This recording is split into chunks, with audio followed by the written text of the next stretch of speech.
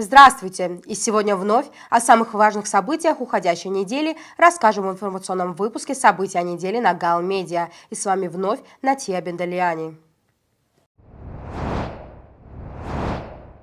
Начнем с ЧП. 16 февраля в реанимационное отделение Гаагской центральной больницы были доставлены 4 иностранных граждан с турецкого Сейнера с признаками сильного отравления.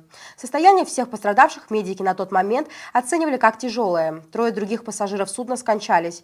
Их тела доставлены в морг Гаагской ЦРБ. Об этом сообщает Минздрав Абхазии. МЧС Абхазии подготовит предложение по ужесточению санкций за нарушение требований пожарной безопасности.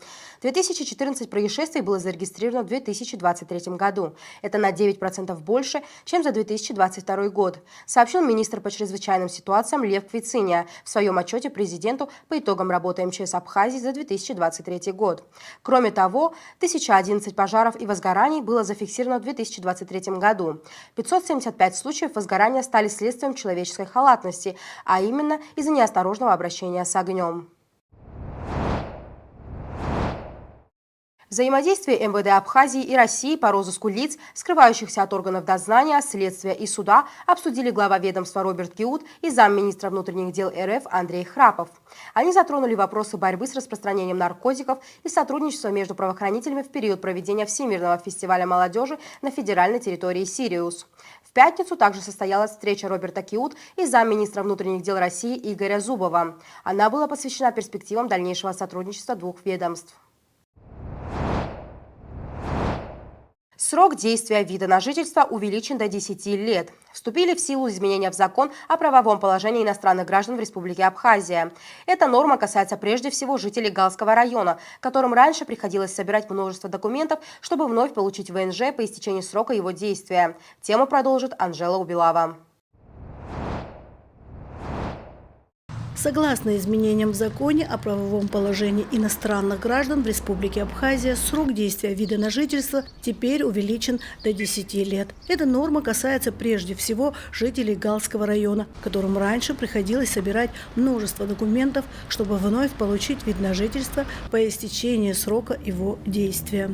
Новые поправки в закон предусматривают упорядочение и более четкое разъяснение отдельных норм действующего закона, а также устранение существующих пробелов. Процедура по выдаче вида на жительство. Депутаты парламента внесли изменения в нормативную базу. Наше МВД уже создало все необходимые инструкции. Уже, наверное, вторую неделю эта процедура работает, но люди пока, наверное, мало информированы, хотя главы сел были информированы, чтобы они прошли по людям и сообщили. Но, видать, мало, и потому я решил сейчас публично вот это все озвучить. Виды на жительство, у кого заканчиваются сроки 5-летние, им не нужно никакие справки дополнительно собирать, они приходят в паспортную службу, сдают старый документ или представляет его, и на основании этого у них забирают документы на распечатывание нового документа со сроком 10 лет. Вот такая процедура уже работает, и сегодня я встречался и с руководителем паспортной службы нашей, Аржбой Эльвирой Келебеевной, и она говорит, пока людей мало, если будет наплыв, мы будем думать, как сделать так, чтобы людей быстро обрабатывать. Быстро. И еще хотел бы предупредить, еще эта процедура бесплатная. Прием такой. Единственное, что нужно оплатить государственную пошлину и за сам бланк. Это оплачивается в банке. Больше никому, ни с кем никаких дел, чтобы люди не имели. Вот это я просил бы донести для наших людей. Потому что бывают такие проявляющие инициативы, начинают по людям ходить, вот мы поможем. Не надо никому помогать ни в чем. Люди спокойненько приходят в паспортная служба там на 3 сотрудника, обрабатывающие документы. Прием документов бесплатен, но существуют официальные государственные пошлины и за бланк. Это принимает любой банк. Квитанцию надо предоставить уже, когда получаешь сам документ. Вот такая процедура. Как отмечает старший инспектор паспортного отдела по Галскому району Татьяна Чистякова, данная норма вносит поправки в статьи 10 и 34 действующего закона о правовом положении иностранных граждан в Республике Абхазия. А именно, увеличены сроки действия выданного вида на жительство с 5 до 10 лет.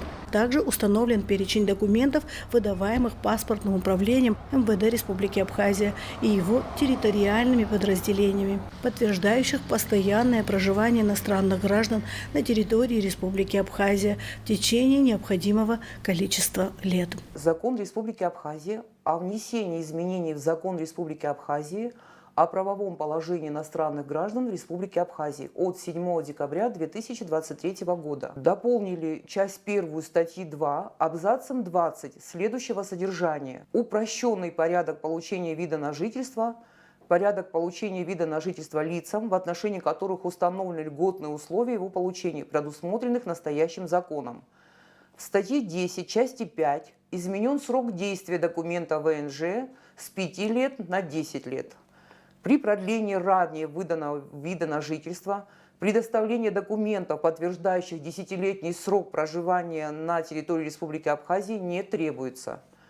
Лицам, впервые обратившимся за получением вида на жительство, 10-летний срок постоянного проживания на территории Республики Абхазия в период с 12 октября 1999 года по 17 апреля 2017 года подтверждается одним, а в случае отсутствия в нем указаний на 10-летний срок постоянного проживания несколькими из следующих документов в совокупности. Это свидетельство о рождении, паспорт гражданина Советского Союза, паспорт серии 40, форма 9, выписка из похозяйственной книги, трудовая книжка, справка с места жительства, справка с места работы, документ об окончании дошкольного учреждения, документ о полном общем образовании, документ о неполном среднем образовании, документ о среднеспециальном или высшем образовании, очная форма.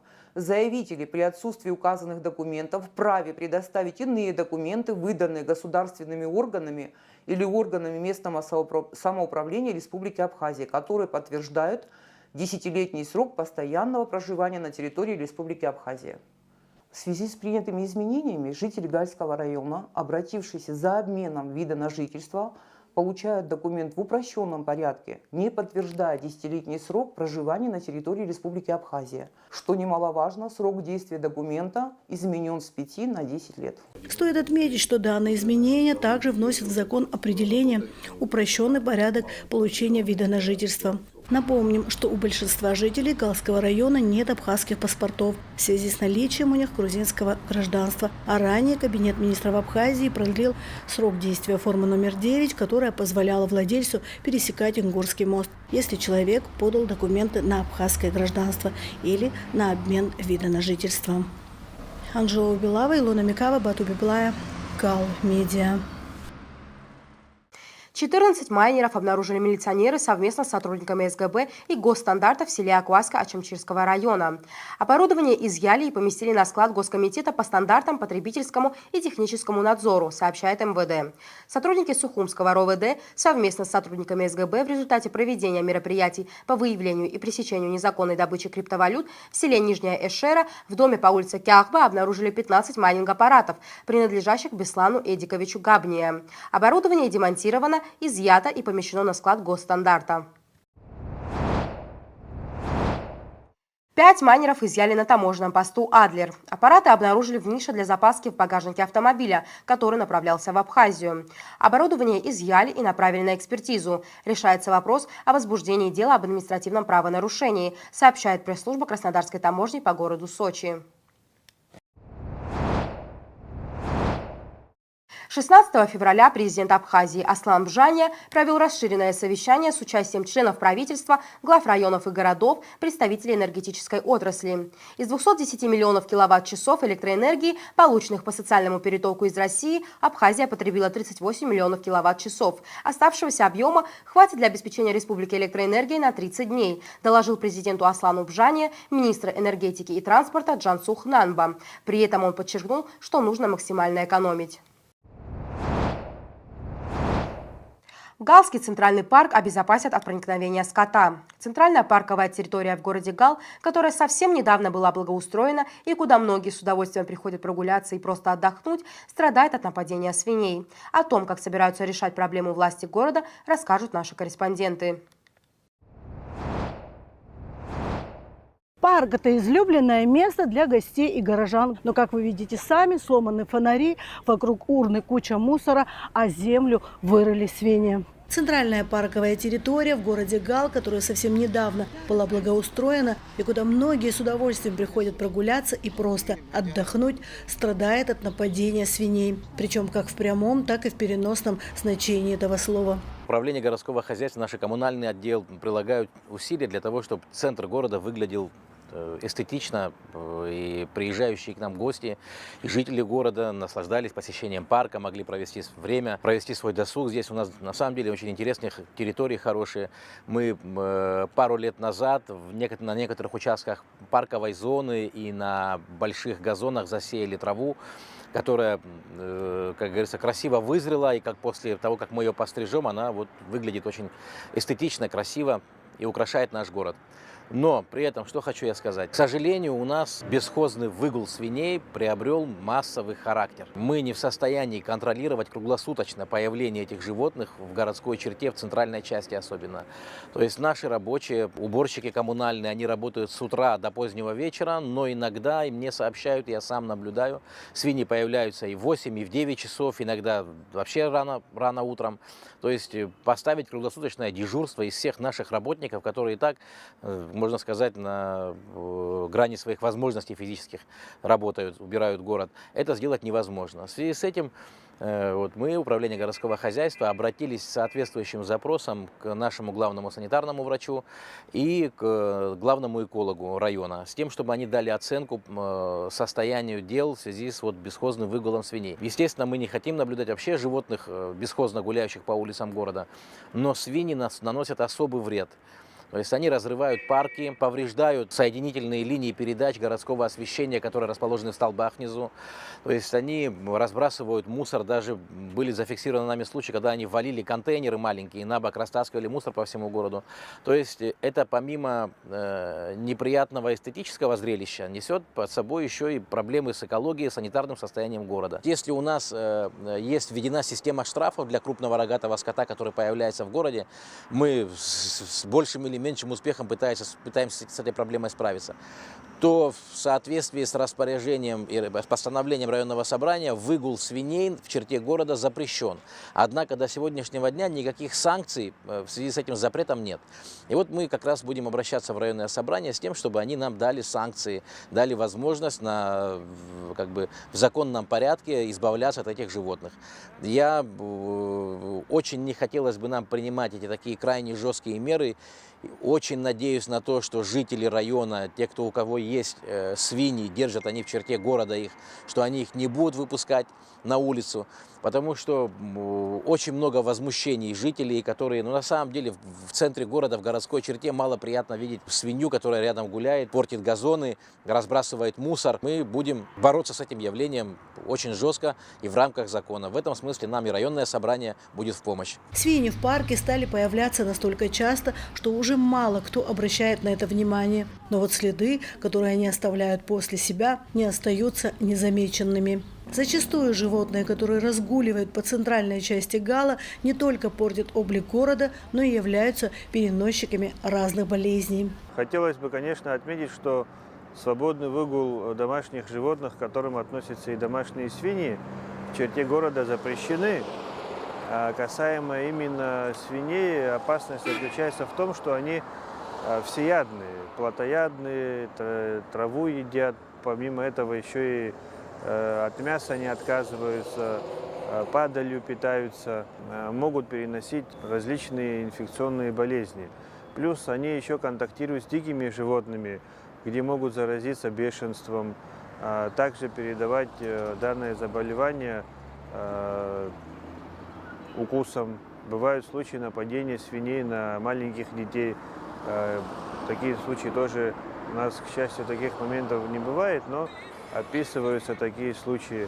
Также они могут быть переносчиками особо опасной инфекции, таких как сибирская язва, которая как раз споры в почве располагаются. Плюсом они еще очень сильно загрязняют окружающую среду из-за того, что копаются в мусорных баках. Каждый хозяин обладающий данным видом животным, он должен иметь самосознание и в первую очередь сам препятствовать тому, чтобы его животное вредило городу, наносило ущерб городу, эстетический вид города портило. Вот. Но раз уж хозяева об этом не задумываются, тогда, конечно же, приходится идти на определенные более жесткие меры. Еще раз призываю хозяевов быть более ответственными. И это же все делается для народа, для красоты. И тем более они здесь живут. И так вот поверхностно относиться к своим прямым обязанностям, таким как следить за своей домашней скотиной и домашними животными, это их прямая обязанность, поэтому с них надо начинать, с их самосознания. Приняли меры, но недостаточные, к сожалению. К сожалению, недостаточные, и поэтому раз уж такими методами не получается, тогда уже будем ждать вердикта нашего начальства. Мы соответствующие письма, я как главный санитарный врач района уже написал письмо в управление городского хозяйства. Пакет документов готов для предоставления в собрание, и уже пусть на их уровне выносят определенное распоряжение, либо приказ, или указ. Будем ждать. Это не единичные случаи. Как правило, владельцы выпускают животных погулять в любое время года, а следить круглосуточно за тем, чтобы собаки, свиньи и коровы не появлялись в городе, невозможно. Как отмечает председатель районного собрания Беслан Кантаря, владельцы животных игнорируют все призывы руководства управления городского хозяйства и других соответствующих служб. Поэтому придется принять радикальные меры. На сегодняшний день в городской черте города Гал имеется 2 больших парка и небольшие скверы. В парках проводят отдых пожилые люди, молодежь, проводятся крупные мероприятия, такие как связанные с Днем города, Днем Победы, новогодние праздники и так далее. В недавнем прошлом мы принимали закон, регулирующий выпас скота на территории парков и вообще в черте города. И если нам кое-как удалось воздействовать на крупный рогатый скот, то хозяева мелких свиней, в том числе, хладнокровно игнорируют все наши призывы и производят выпас в ненужных местах, в том числе и в парковых зонах. Посмотрев вокруг, вы можете убедиться, во что свиньи сегодня превратили наши парки. Но мы будем на ближайшем заседании принимать новые законы, закон, регулирующий выпас свиней в черте города, и призываем всех жителей района, чтобы они регулировали их выпас. В крайнем случае мы должны будем принять и те радикальные меры во благо чистоты нашего города и нашего района. Часто от рук нерадивых горожан страдают лавочки, фонари, мусорные ящики и даже домик для книг, который был установлен, чтобы все желающие могли взять и прочесть книгу, а взамен положить другую. В то время, как нам давно пора брать ответственность за все, что происходит вокруг, за то место, где мы живем, за тех животных, которых приручаем, за свои неверные действия и их последствия. Парк – это место красоты и притяжения, и насколько он красиво и притягателен, зависит только от нас и от того, насколько мы бережно относимся к городу, в котором живем, работаем, учимся и отдыхаем. Анжела Убилава, Илона Микава, Борис Цацу, Абату Библая, Гал Медиа. Начались работы по замене кровли в Бедийском храме. Строители уже демонтировали старую, закончили деревянную стропильную часть и приступили к жестяной. Основную часть крыши планируют закончить через 20 дней, рассказал «Спутник» директор подрядной организации «Строймонтаж-2» Рустам Цвейба. Самое сложное – восстановить купол и его цилиндрическую основу. Они не сохранились. По словам Цвейба, это может занять неопределенное время, так как строителям придется создавать их заново. Для этого они советуются с историками и коллегами из России. Всего на на работу в Бедийском храме из республиканского бюджета выделили 8 миллионов рублей. За заслуги в области журналистики и многолетнюю плодотворную работу указом президента почетное звание «Заслуженный журналист Республики Абхазия» присвоено Валерию Андреевичу Кварче, члену Союза журналистов Республики Абхазия, ректору Сухумского открытого института. За вклад в развитие эстрадного искусства и популяризацию культуры народов Кавказа почетное звание «Заслуженный артист Республики Абхазия» присвоено Султану Борисовичу Хажирока, заслуженному артисту Кабардино-Балкарской республики. Кроме того, за вклад в развитие эстрадного искусства и высокоисполнительское мастерство Асламжаня присвоил Хибле Леонидовне Мукба почетное звание «Заслуженный артист Республики Абхазия».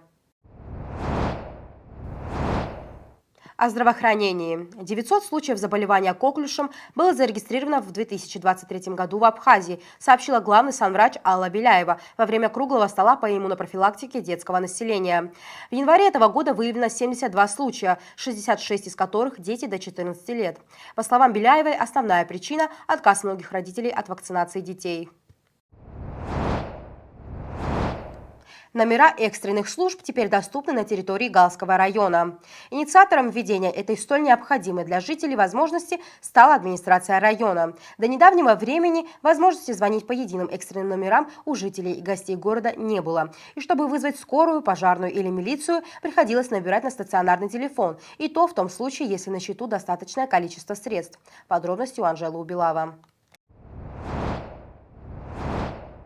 Очень важно при чрезвычайных ситуациях, когда, к примеру, горит дом или случилось ДТП, ограбление, и жизнь человека находится в опасности, иметь возможность сразу позвонить в скорую, МЧС, а при необходимости и в милицию. До недавнего времени возможности звонить по единым экстренным номерам у жителей и гостей города Гал не было.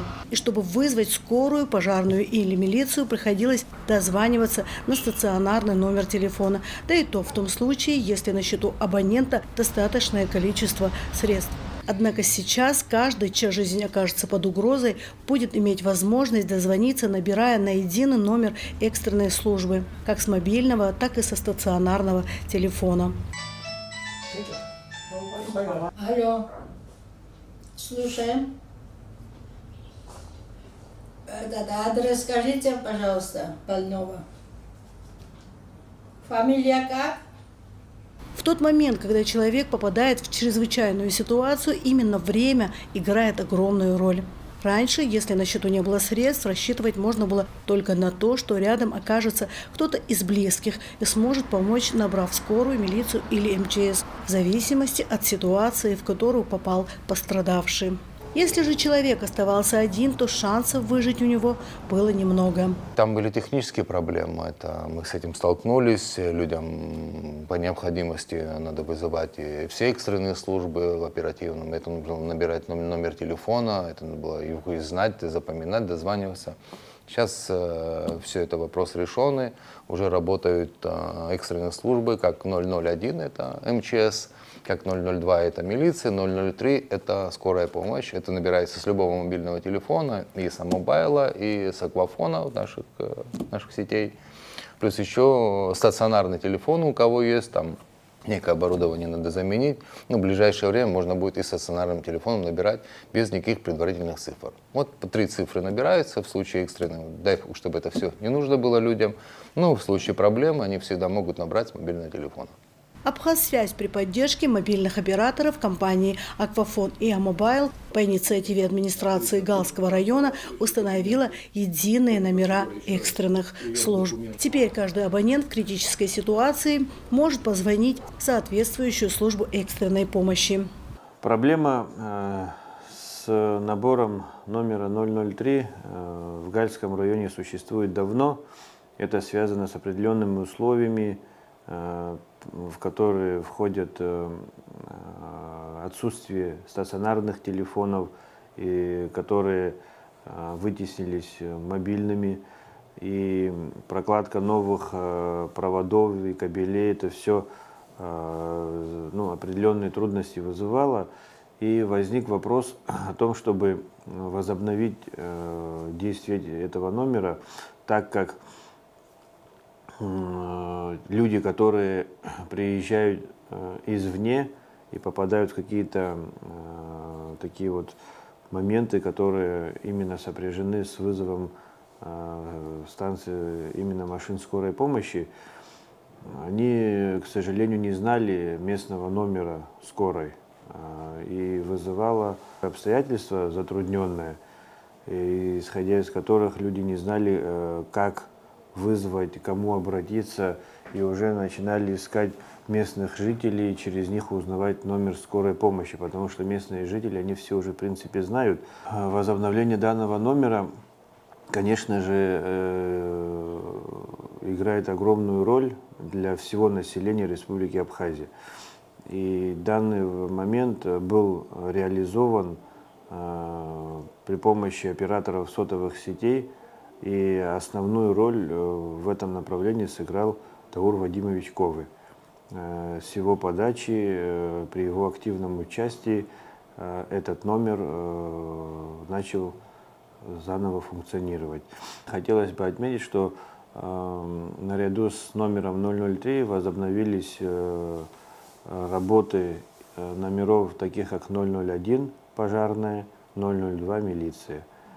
Все эти номера функционируют, и, конечно же, было бы хорошо, чтобы меньше и меньше народ обращался по таким номерам экстренных вызовов, но жизнь такая, что приходится, и поэтому этими номерами можно свободно пользоваться. Вне зависимости от того, мобайл у человека, либо аквафон, либо иная связь, по территориальному расположению, где он находится, в ту диспетчерскую он не попадает. То есть в Каирском районе сразу попадает в нашу диспетчерскую, и наша скорая выезжает на место происшествия. Для стационарных номеров это 03, для мобильных 003. Система экстренного вызова оперативных служб будет обеспечивать вызов сотрудников пожарной охраны, милиции, скорой помощи по единому номеру, даже если у абонента на счету нет средств. Анжела Убилава, Илона Микава, Бату Библая, Кал Медиа. Наука и образование. Наша соотечественница Сария Дба успешно защитила диссертацию на соискание ученой степени кандидата биологических наук по специальности микробиология и биотехнология. Тема диссертации – создание полифункциональной пищевой добавки на основе лактококус лактис. Защита состоялась 13 февраля в Московском государственном университете имени Ломоносова. Об этом сообщает отдел информации и медиакоммуникации АГУ. О спорте. 17 февраля состоялся открытый турнир Галского района по армейскому рукопашному бою, приуроченный ко Дню защитника Отечества. Участие в нем приняли не только галские спортсмены, но и борцы из Сухума, Ткварчала и Ачамчиры. О ходе и итогах соревнований расскажет Илона Микава. В Доме культуры города Гал прошли соревнования по рукопашному бою, приуроченные ко Дню защитника Отечества. Всего в состязаниях приняли участие более 60 спортсменов из разных городов и районов Абхазии. Организатором турнира выступил отдел молодежи и спорта администрации Галского района. Сегодня у нас проводится в городе Гал рукопашный бой, армейский рукопашный бой по дисциплине, приуроченный к 23 февраля к Дню защитника Отечества. Возрастная категория до 18 лет. У нас малыши есть и 8-9 лет, и выше до 18 лет. Призовые места, они распределяются по категориям. У нас более 25 категорий, так что будут выявляться по категориям. Надо почаще проводить турниры различные, тем самым растут спортсмены, у них появляется интерес, и молодежь больше стремится к спорту. Это очень важно, чтобы молодое поколение было здоровым, занималась спортом и училась, конечно же. Рукопашный бой – очень популярное и быстро развивающееся спортивное направление. В Галском районе рукопашным боем занимаются более 35 человек. Они нередко занимают призовые места в ходе различных спортивных мероприятий республиканского масштаба. Рукопашным боем занимаюсь уже 2 года, в основном детстве занимался тайским боксом и боксом обычным. Сегодняшнее соревнование мне очень понравилось. Спасибо организаторам, которые реализовали эти. Какое место ты занял? 2 место. Долго ли ты готовился к мероприятию? Мероприятию? Обычно на подготовку своего тела мне уходит 15 дней. Я тренировался 2 месяца сейчас. Спорт это жизнь, спорт это очень хорошая вещь. Кто спортом занимается, много чего добьется в своей жизни. Рукопашным боем мы лет 5, наверное, занимаемся, может больше, намного. С самим карате я занимаюсь с 3,5 лет, уже 12,5. Мы готовились где-то 2 месяца, я занял 1 и 2 место. Что для тебя спорт? Спорт — это уже моя жизнь. Я не знаю, как буду без спорта. Подобные соревнования в Гале проходят уже 3-й раз. И стоит отметить, что с каждым годом качество подбора и формирования команд растет, как и уровень подготовки спортсменов. Ребята готовились к состязаниям около 2 месяцев. Каждый из них показал довольно высокий уровень подготовки, что продемонстрировали зрелищные поединки. Ребята выступили достойно, самое главное, без травм, без ничего. Красиво. А я приехал с 2 командами. Это команда из села Варча, Гурыбского района, и из Сухумского района, из села Баслата. Молодое поколение, им не то, что важно, они должны заниматься. Важно это одно, то, что, во-первых, это здоровый образ жизни, здоровое поколение. Наши ребята, мальчики и девочки всю жизнь должны, не то что всю жизнь, они должны всегда заниматься спортом, во-первых, ради себя, и чтобы здоровый образ жизни вести. И я думаю, что со временем потихонечку настанут те времена, когда наша молодежь еще больше усиленно будет заниматься. Я на это надеюсь. Хочу большое спасибо сказать тем организаторам, тем людям, которые действительно не забывают эти мероприятия и делают все возможное, чтобы в городе Гал, чтобы возродилась спортивные секции. Хочу спасибо огромное сказать, что такие мероприятия всегда в городе Гал проходят. Спорт формирует именно те качества, которые понадобятся в будущем каждому. Волю к победе, выносливость и сильную личность. А рукопашный бой, как армейский вид спорта, еще и учит защищать себя и родину. По итогам соревнований состоялась церемония награждения. Победители первенства были награждены медалями и кубками. Илона Микава, Бату Библая, Гал Медиа. В селе Тамыш при поддержке Государственного комитета Республики Абхазия по делам молодежи и спорту проводится 3-й международный шахматный фестиваль «Абхазия Тамыш Village-2024». В первый день в турнире до 9 лет участвовало 60 юных шахматистов. Представлены все регионы Абхазии и города Москвы. Все призеры были награждены кубками, медалями, сувенирами, грамотами и денежными призами. На этом выпуск завершен. Как всегда, призываю вас, уважаемые телезрители, следить за новостями Галского района и всей республики вместе с телеканалом Гал Медиа и редакцией информационной программы «События недели».